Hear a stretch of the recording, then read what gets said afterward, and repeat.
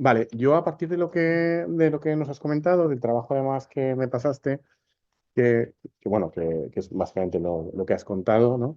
Que es muy chulo y muy interesante, que recomiendo a todo el mundo para cuando lo tengas publicado. Vale, sí que quería comentar algunas cosas, ¿no? Algunas son complementarias un poco a lo que dices, en la línea de ser algo más crítico respecto de la evolución jurídica que estamos viendo, y luego comentar algunas de las críticas doctrinales a las que te has referido de tu propuesta final de armonización, donde yo sí que voy a ser algo crítico con la conclusión, ¿vale? Vale, entonces, básicamente, por empezar, eh, hablar de competencias, yo no sé si a vosotros os apasiona mucho o poco.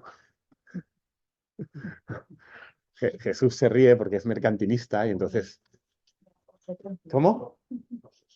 Pues por eso, o sea, es decir, es verdad que hablar de competencias puede parecer una cosa que no tiene mucho sentido o que no es muy importante si nos centramos en una discusión puramente jurídica respecto de un reparto constitucional de esa competencia entendido en abstracto. Pero yo sí creo que es necesario e interesante discutirlo cuando el debate tiene que ver con la forma mejor, más adecuada de organizar mejor la prestación de un servicio público y de articular mejor la garantía de los derechos, deberes, obligaciones de los ciudadanos en condiciones de igualdad en una sociedad que funciona de forma unitaria desde una perspectiva de un Estado y de una comunidad de personas que conviven, ¿no? Entonces, sí que creo que hay algún elemento ahí que, más allá del debate aparentemente técnico, tiene cierta importancia. Entonces, de hecho, es decir, la idea del reparto competencial jurídicamente es más importante de lo que parece desde la perspectiva constitucional y los derechos fundamentales. Los tribunales constitucionales en el modelo europeo de justicia concentrada constitucional, que evolucionan de una forma distinta al anglosajón, en el fondo se crean para discutir cuestiones de competencia. Es decir, si rastreamos la historia de los controles de constitucionalidad de la ley y la evolución del el legislatismo europeo, de esa idea de la soberanía popular basada en la ley como expresión de la voluntad general, a que pueda haber ciertos controles. Los controles iniciales se originan respecto de la pura pugna entre esferas de reparto del poder a escala territorial. Y eso es lo que inicialmente hacen los tribunales constitucionales de justicia constitucional concentrada europeos. Y a partir de ahí es como poco a poco van ganando una legitimidad de ejercicio que les permite empezar a partir de ciertas aportaciones doctrinales, ahora siempre de Kelsen, etcétera, etcétera, decir, no, pues también vamos a intentar que haya un control de contenido. Pero la justicia constitucional se origina en controlar este reparto de competencias porque es una cuestión, por un lado, conflictiva, pero por otro lado, importante. Y cuando hay un reparto de competencias, normalmente hay dos grandes criterios que se han usado históricamente para atribuir la competencia, bien al ente estatal, bien a los entes subestatales. Eso pasa en cualquier Estado federal, pasa en una cosa extraña como es España, pasa en la Unión Europea respecto de los Estados. Los dos grandes criterios son básicamente el criterio de importancia, es decir, cuando entendemos que algo es muy importante o suficientemente importante, tiene que ir a quien es más importante, que es la estructura superior, estatal o, por ejemplo, la Unión Europea, o cuando es suficientemente importante va a aquel que tiene la capacidad de determinar de quién es la competencia, quién tiene la competencia de la competencia. Esto que los alemanes llaman de competence der competence. Pues vale. En el fondo este es el criterio más, no sé cómo decirlo, sincero. Es decir, jurídicamente quien tiene capacidad para determinar de quién ha de ser la competencia, al final acaba determinando que las que considera suficientemente importantes eh, se las queda. Pero digamos que la cultura jurídica europea es hostil a este criterio, porque le parece poco riguroso, es decir, le parece decisionista, le parece que depende exclusivamente de que quien manda o quien tiene la capacidad de imponer su voluntad la acaba imponiendo. En el fondo, a veces el derecho funciona así, quizás no es malo reconocerlo, pero como nos parece mal, hemos creado toda una articulación jurídica que dice que no, que esto no tiene que funcionar así. El ejemplo, creo, más claro de este funcionamiento a partir de una supuesta teorización de cómo hay que hacer el reparto de competencias basado en otro principio es la Unión Europea, que lo tiene en sus tratados expresamente indicado, que es la idea de subsidiariedad, que se basa en la idea de, no, la competencia no hay que asignarla por importancia, de la gestión y que lo importante entonces vaya a quién es más importante, a quién puede más, a quién se la puede autoatribuir, sino que hay que buscar y determinar una lógica funcional. Es decir, quién es el que está en condiciones de ejercer mejor esa competencia. Y bueno, esta es la idea un poco a partir de la cual los ordenamientos jurídicos europeos modernos funcionan. Y el ordenamiento constitucional español, no sé si en el texto de la Constitución, que hace simplemente un reparto por materias, pero sí sus intérpretes. O sea, sus intérpretes ven el reparto del 149 y del 148, que es el que provisionalmente permitía a las comunidades de vía lenta a asumir competencias, y dicen, no, la lógica del constituyente es quién puede hacerlo mejor. Yo soy bastante escéptico con que esta fuera la lógica del constituyente. Yo creo que esta es la explicación que hemos dado los juristas a una lógica que se basaba en el primer criterio, el criterio de la importancia. Y si uno ve el 148 de la Constitución, lo que ve es un listado de competencias que en ese momento eran poco importantes. Y como eran poco importantes, son las que el constituyente dice, pues no pasa nada porque de esto se ocupen las comunidades autónomas. Y una de ellas es la gestión de los servicios sociales, porque no tenía en 1978 ninguna importancia. No tenía ninguna importancia social y ninguna importancia económica. En cambio, ¿por qué aparece en el 149.1.17, decimoséptima, la gestión de la seguridad social y sobre todo la gestión de la seguridad social respecto de la garantía de la caja única? Porque eso sí tenía una gran importancia social y económica. Porque el único mecanismo de previsión y garantía social que existía en esos momentos en España mínimamente funcional era ese. Porque toda la garantía de provisión respecto de la mínima perecuación social que tenía el sistema se fundamentaba en que los trabajadores pagaban y a partir de lo que pagaban había una cierta redistribución, había ya algunas pensiones contributivas, etcétera, etcétera. Y eso es la seguridad social y eso es la caja única. Y por eso es competencia estatal. ¿Es competencia estatal porque en realidad sea mejor que la gestión y la gestión de la caja única sea estatal? No. En realidad se puede hacer una gestión perfectamente descentralizada de eso y que incluso puede ser más eficiente. Y tenemos ejemplos, has mencionado alguno, como la dependencia, donde eso ocurre sin ningún trauma. Yo ahí, y anticipo algunas de las críticas que las hago ahora y no las haré después, no entiendo, por ejemplo, lo que dice de la Cuadra. No veo que haya ninguna relación entre que una competencia, por ejemplo, sea estatal y que el Estado no pueda, con toda naturalidad, justamente porque es su competencia, decidir que la gestión de esa competencia y la concreción práctica de cómo la ejecutamos la puedes delegar en órganos subestatales sin ningún problema. Yo creo que ahí de la Cuadra hace una crítica que ni se corresponde con la realidad de las cosas que vemos. Por ejemplo, en dependencia se ve muy claramente que no pasa nada por hacerlo. En seguridad social se ve con las pensiones no contributivas y lo que se ha considerado que era más asistencial que contributivo, donde tampoco ha pasado nunca nada, y se ve en el debate actual que tenemos sobre las comunidades autónomas, sobre todo Euskadi, que vienen reclamando la gestión de la seguridad social. ¿Afecta a la caja única? Pues probablemente acabaremos viendo que se entenderá que no y no pasa nada. Pero sobre todo es que cuando uno tiene la competencia no hay ningún problema en que tú determines cómo se va a gestionar eso y poder delegar. Es decir, no hay ninguna objeción constitucional. Puede haber las prácticas y puede funcionar mejor o peor, pero constitucional no la veo. Pero bueno, en cualquier caso, ¿cuál era la clave? La clave es que esto era importante y se lo queda al Estado.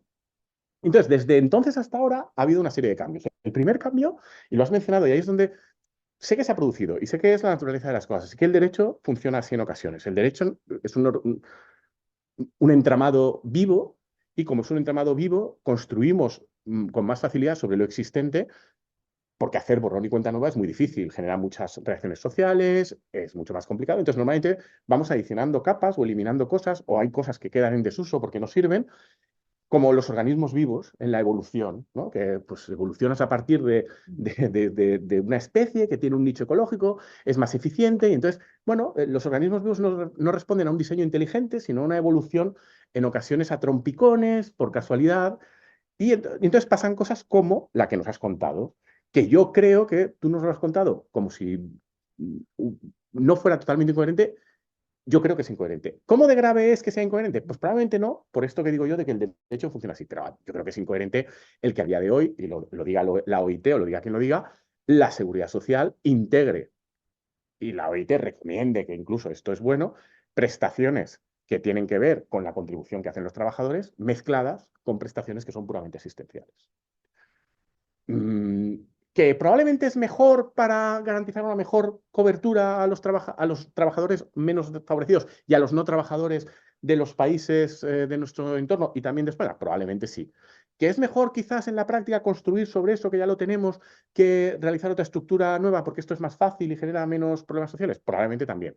Pero es verdad que nos distorsiona de forma notable de qué estamos hablando. O sea, la seguridad social era lo que era y los servicios sociales eran lo que eran. La seguridad social tenga su lógica en la actualidad o no, que a lo mejor es lo que tenemos que plantear, que tiene que ir todo a la caja común del presupuesto general y no haber una subcaja, que es la de la seguridad social, que se ha preservado porque es muy cuantiosa y muy importante y que viene muy bien para que el Estado tenga una capacidad de financiar cosas de una forma que está automatizada y que genera poca oposición social, mientras que la caja única, como viene de los impuestos, es mucho más problemática porque está más en el debate político. Pero la cuestión es que inicialmente tú tenías una cosa con unas reglas que venían de contribuciones que dependían directamente del hecho de estar trabajando y estaban vinculadas al salario, y a partir de ahí se cubrían una serie de eventualidades con una capacidad redistributiva limitada respecto de eventos que estaban directa o indirectamente relacionados con la vida laboral. Y por eso se cubrían las incapacidades, las bajas, el desempleo y la jubilación. Todo ello vinculado a una lógica que decía, esto lo cubrimos con esta caja única que aportan los trabajadores y compensará a las personas que por haber trabajado les compensamos esto. Y esto, que era lo que existía en el año 78 y era muy importante, es por lo que decimos que es competencia estatal. Y por otro lado teníamos los servicios sociales. La evolución del Estado social hace que metamos cada vez cosas más asistenciales. Y como somos conscientes de que esto no puede depender de la caja, por dos razones. La primera, porque económicamente no se sostendría, y la segunda, porque no tiene sentido. O sea, en un Estado donde hay una comunidad de personas que conviven y que aportan y que reciben de esa estructura de solidaridad, no tiene sentido que sean solo los trabajadores los que aporten. Tenemos que aportar entre todos y aportar según capacidad económica, que es una regla probablemente mucho más sensata. Pero como ya tenemos montado eso, no lo desmontamos. Lo que hacemos es adicionarle esfuerzo económico. Y le adicionamos esfuerzo económico y le inyectamos dinero vía presupuestos. Esto a lo mejor, ya digo, tiene sentido desde una perspectiva funcional, aunque le quita coherencia al sistema. ¿Es grave que le quite coherencia al sistema? Pues no, pero es la explicación, creo yo, del lío competencial. Porque este lío competencial lo tenemos porque a día de hoy el 149.117 sigue diciendo que seguridad social es competencia estatal, pero la seguridad social que tenemos, cuando incluye cosas como el ingreso mínimo vital, ha desdibujado completamente sus perfiles y los perfiles que justificaban el por qué era competencia estatal. Al menos desde la perspectiva funcional de que lo organice quien puede tener una mejor capacidad de organización. Porque si bien respecto de la seguridad social y la caja única de la que habla el Tribunal Constitucional puede haber una mínima justificación que diga esto es mejor que esté centralizado porque desde una perspectiva de funcionalidad la centralización aporta algo, es evidente que desde la perspectiva de gestión de servicios sociales no aporta nada a la centralización. Entonces, si nos fuéramos al criterio que teóricamente y según nuestro Tribunal Constitucional justifica la distribución de competencias, que es el funcional, al criterio que la Unión Europea tiene santificado en sus tratados, nos tendríamos que poner mucho más estrictos, porque esto, al revés, la lógica es que se gestione en proximidad, porque es donde se gestiona mejor, como todos los servicios sociales, porque puedes atender mejor a la gente, porque lo haces de una forma que cubre todas las necesidades de las personas en situación de vulnerabilidad, etcétera, etcétera, etcétera, como pasa con todas las prestaciones asistenciales. ¿Significa esto que la perspectiva de que algo sea importante no tenga importancia social y como la tiene social, la tiene jurídica? No, claro que la tiene. ¿Significa que la Constitución española no tenga mecanismos jurídicos teóricos para dar cauce a ello? Claro que los tiene, que es el que has comentado tú, el 149.1.1. Y en el fondo, en un sistema en el que tuviéramos seguridad social por un lado, que fuera estrictamente seguridad social y eso fuera competencia estatal, que el Estado, a mi juicio, podría organizar la prestación como quisiera y no pasaría nada porque delegara partes. Es una cuestión de querer o no. Y por otro lado, servicios sociales que serían competencia autonómica, esto sería un esquema de reparto competencial lógico y coincidente con lo que quiere el constituyente. ¿Significa eso que la idea de que algo pasa a ser muy importante, porque en el año 78 no era importante, pero ahora ha sido muy importante, que el Estado no pueda actuar? No tiene sentido que no pueda actuar el Estado si algo de repente pasa a ser muy importante. Y es lo que ocurre con la dependencia y la vivienda. O sea, la dependencia y la vivienda, que son claras competencias autonómicas, hay una evolución social que lo convierte en una preocupación ciudadana. Y como lo convierte en una preocupación ciudadana, llega un momento en que llegamos a la conclusión, y aquí voy a poner un gráfico que se refiere a algo que has mencionado tú, pero como tengo el gráfico, os lo pongo. Hay un momento en que hay una preocupación ciudadana que, que dice, es que esto a lo que no dábamos mucha importancia y a lo que en el año 78 no era muy importante, va, y resulta que ahora sí lo es. Y como sí lo es, bueno, he dicho que tenía el gráfico y yo pensaba que lo tenía y que me lo había autoenviado. Ah, sí, sí que me lo envía. Em, entonces, pasa a ser importante porque decidimos que hay algo que sí que tiene que nos afecta a todos y que entonces sí que conviene que distribuyamos estatalmente, que es el que haya unos mínimos comunes para todos los ciudadanos.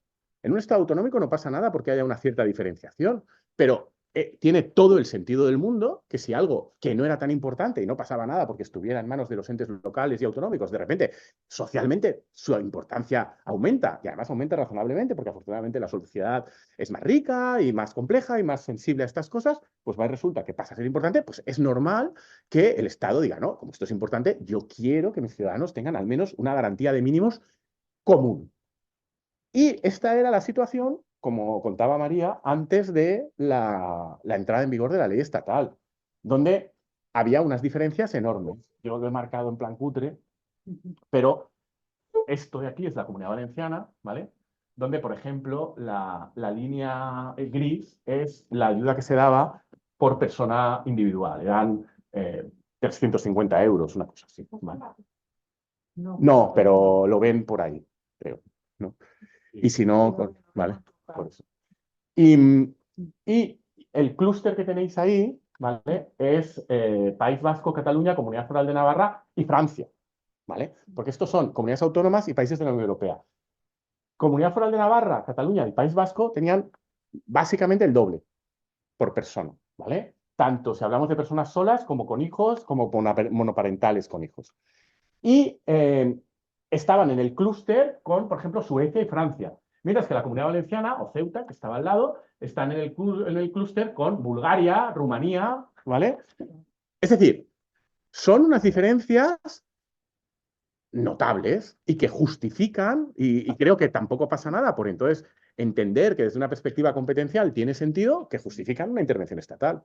Pero esa intervención estatal no significa retirar la competencia que sería lógica de servicios sociales a las comunidades autónomas, sino significa decir, yo establezco unos mínimos porque constitucionalmente hay una base para ello, que es el 149.1 primera.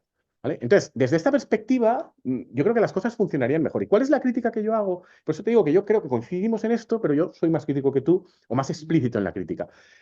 ¿Cuál es la crítica que yo hago a lo que hace el legislador con la ley en la que crea? Bueno, primero decreto ley, luego ley del ingreso mínimo vital.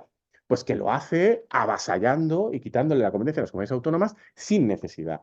Porque tú dices bien, con la ley de dependencia no ha habido tanta polémica ni tanta crítica, claro, porque la ley de dependencia yo creo que asume de una forma natural más orgánica cuál es el orden constitucional de las cosas. Esto es una competencia autonómica. Yo creo que hemos llegado a un punto en que la dependencia es algo socialmente importante y que afecta a toda la sociedad. Yo quiero que haya unos mínimos estatales para todo el mundo que respeten el 149.1.1, pero la gestión sigue siendo autonómica porque la competencia es autonómica y como yo, Estado, establezco estos mínimos nacionales, lo que hago es establecer una obligación a mí mismo de financiar esos mínimos que les pasa a las comunidades autónomas y luego las comunidades autónomas que más allá de esos mínimos, si quieren haga algo porque es su competencia, pero tienen que cumplir estos mínimos.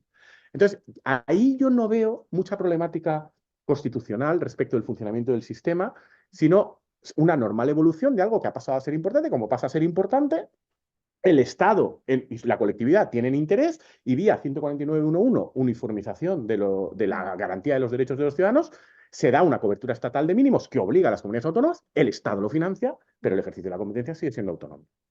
Y en cambio aquí lo que creo es que se hace mal porque venimos de una historia que has mencionado tú también, que es las leyes de vivienda, en la que hay un encono entre el Estado y las comunidades autónomas, que derivan en leyes autonómicas con anulaciones ante el Tribunal Constitucional por recursos que presenta el Estado y que acaban en la ley de vivienda de hace un par de años, en la que el Estado asume gran parte de los contenidos que ha estado casi una década impugnando ante el Tribunal Constitucional, reflejando muy claramente que estamos un poco luchando por ser el que queda bien en la foto. Y yo creo que aquí, con el ingreso mínimo vital, pasa esto. ¿De dónde viene el encono por decir esto que sea competencia estatal? Esto lo pago yo, en que el Estado quiere que vea el ciudadano que le está pagando él. que es él el que le paga. ¿Por qué la independencia no se hizo así? Pues probablemente porque aún no se había producido este proceso de recentralización cultural que hemos vivido en la última década y porque la dependencia no luce tanto, sino que el ciudadano al que la administración que le gestiona la dependencia ve que se la está gestionando, pero ve que se la gestiona tarde, que se la gestiona mal, que tu padre, tu madre, tal, tiene un problema, que no viene la persona que le tiene que cuidar o el asistente que le tiene que evaluar. Mientras que el ingreso mínimo vital es enchufar dinero y es una cosa mucho más agradecida desde la perspectiva de las administraciones públicas. Entonces el Estado se ha aferrado a esto de una manera, yo creo que poco coherente con lo que es el diseño constitucional. Un diseño constitucional, que es lo que quería decir, en el fondo tiene cierta lógica. Tiene una lógica que es la que he explicado porque permite atender a esta idea de importancia, que es una idea que a efectos prácticos resulta de verdad importante. Entonces está bien que tú en la distribución competencial puedas tenerla en cuenta. Y una lógica que en el fondo respetaba la idea de la diferenciación entre lo que era la seguridad social y los servicios sociales. En cambio ahora, por esta evolución orgánica que quizás no es perfecta ni lo más coherente, pero a lo mejor es necesaria para poder conseguir cosas hechas, pues lo que tenemos es ciertos márgenes borrosos entre lo que es una cosa y la otra, seguridad social y servicios sociales, y un lío competencial, que en el fondo, tú lo sabes mejor, no le gusta nada. Y por acabar, no entiendo la cuestión esta de Escobar sobre reconducir esto a que la ley estatal sería la cristalización de un mínimo constitucional que sí que es un derecho garantizado. O sea, en primer lugar, no sé dónde sale, constitucionalmente creo que es una ocurrencia, o sea, no le veo No, base constitucional, en verdad él no pero lo además hace así. no le veo utilidad. Es decir, entonces, tener ocurrencias constitucionales a veces puede tener sentido, pero no sé, no le veo utilidad. Pero como no Viene está aquí Escobar, claro. no voy a criticar tu propuesta Vale, de armonización, ¿vale? pero viene de la diferencia entre contenido esencial y lo que no Claro. es contenido esencial, etcétera. De todas formas, eso es yo aplico esa diferencia conceptual a los ingresos mínimos. Él Sí. no la hace así, Vale. ¿vale?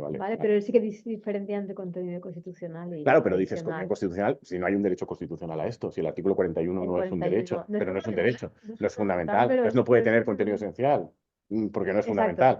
Entonces no tiene sentido hacer una discusión sobre un supuesto contenido esencial de Sí, sí. algo que no es un derecho En esto yo fundamental, comparto tu ¿no? crítica en el Porque además en sentido ese caso tendríamos que decir, que no entonces es tendría que ser una fundamental. ley orgánica, si está desarrollando el contenido esencial, es decir, no me cuadra. Pero además de que no me cuadra jurídicamente, también digo, ¿para qué serviría? Si cuadrara, serviría para algo, nos ayudaría a resolver un problema. No lo acabo de ver.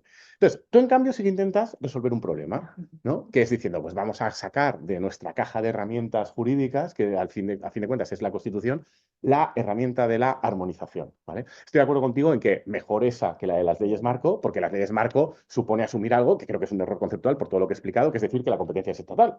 Y no es estatal porque esto no es seguridad social. Esto es, en realidad, servicios sociales y una dinámica asistencial, ¿vale? De cubrir con el presupuesto de todos que pagamos con los impuestos según capacidad económica necesidades de ciudadanos que están en situación de vulnerabilidad. Entonces, esto conceptualmente es mejor que quede claro que forma más parte de la caja de servicios sociales que de la caja de seguridad social, porque si son cosas distintas, la diferencia tiene que tener algún sentido. Y la diferencia viene por donde viene, que es lo que hemos explicado antes. Entonces, lo de las leyes marco, mejor no. Vamos a ver si la armonización tiene sentido. El problema que tiene la armonización es que no sabemos en qué consiste. Y que cada vez que se ha intentado usar, que ha sido una en realidad, Una por eso, y fallida. ha sido un desastre.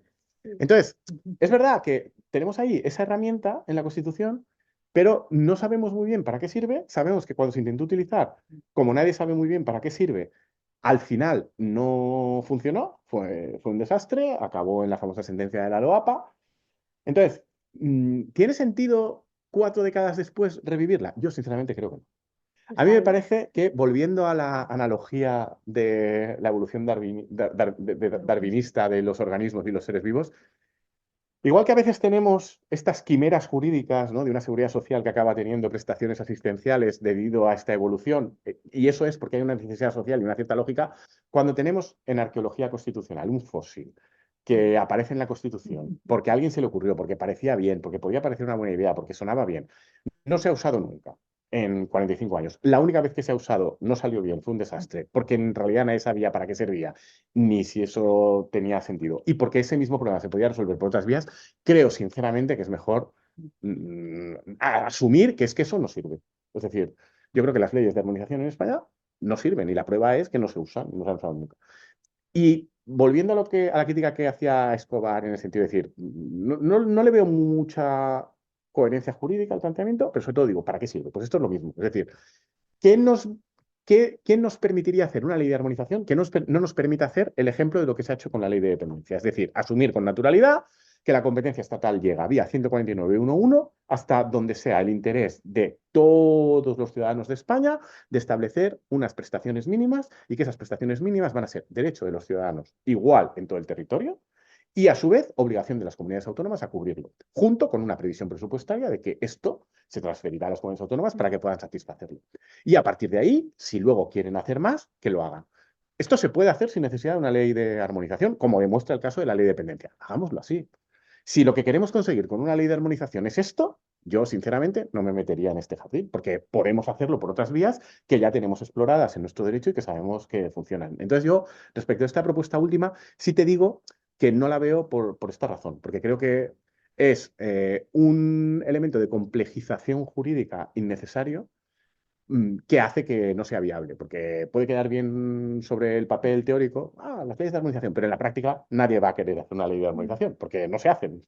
Entonces, yo creo que hay que ir en la línea de decir, vamos a coger los ejemplos que sí que han funcionado bien, como dependencia, funcionado bien desde la perspectiva jurídica, de articulación del funcionamiento del sistema jurídicamente. En la práctica sabemos que tiene muchas insuficiencias.